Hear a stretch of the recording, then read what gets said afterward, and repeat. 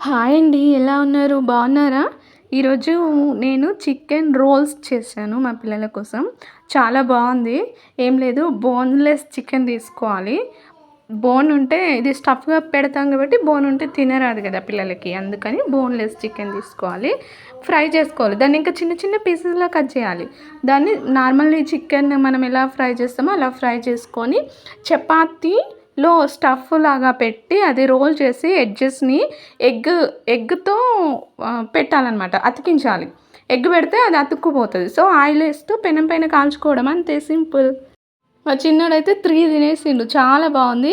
నచ్చితే ట్రై చేయండి. వీడియో చూస్తున్నారు కానీ ఎవరు లైక్ చేయట్లేదు. లైక్ చేయండి అబ్బా. అలాగే సబ్స్క్రైబ్ కూడా చేసుకోండి ప్లీజ్.